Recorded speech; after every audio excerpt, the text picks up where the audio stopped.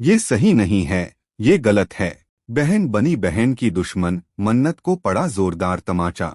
मन्नत की बगावत का खुलासा हुआ इबादत के सामने। इबादत दुआ की बेटी नहीं है।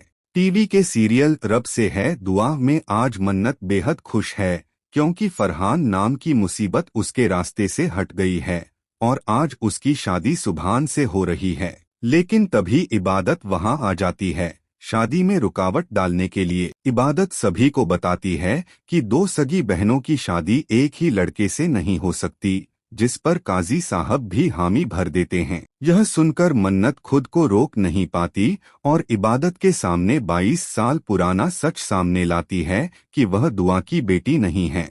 इससे पहले कि वह कुछ बोलती, दुआ को गुस्सा आ जाता है और वह मन्नत के गाल पर जोरदार तमाचा जड़ देती है।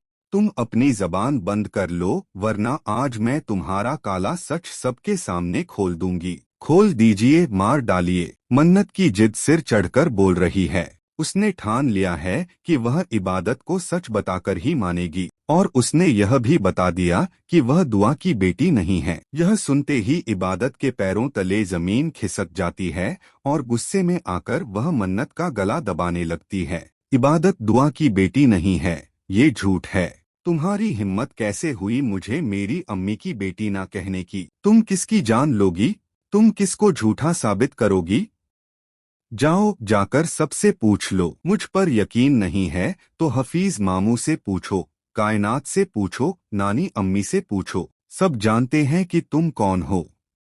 यही सच था जो दुनिया पलटने वाला था और अब दुनिया पलट चुकी है, क्योंकि हर किसी के रिश्ते और विश्वास टूट चुके हैं। इबादत और मन्नत एक दूसरे को बहन मानती थीं और सुभान भी इबादत को अम्मी की बेटी मानता था। अब मन्नत ने इबादत के सामने यह भी खुलासा कर दिया कि उसकी माँ का नाम गजल है, जिसने दुआ की जिंदगी बर्बाद कर दी थी। वही गजल जिसने कई साल पहले मेरी अम्मी की जिंदगी बर्बाद की थी और मेरे अम्मू से धोखा देकर निकाह कर लिया था। तुम उस औरत की बेटी हो जिसने रुवान चाचू को अपने प्यार के जाल में फंसाया। तुम उस औरत की बेटी हो जिसने अम्मी की जान लेने की कोशिश की। तुम उस औरत की बेटी हो जिसने सुभान को फूफी जान की गोद में मार डाला। मुझे तुमसे नफरत है इबादत, इतनी नफरत जो तुम्हारी मौत भी खत्म नहीं कर सकती। एक और सच्चाई सुन लो इबादत, आज अगर मेरे सिर पर मेरे अब्बू का हाथ नहीं है तो उसकी जिम्मेदार भी सिर्फ और सिर्फ तुम हो।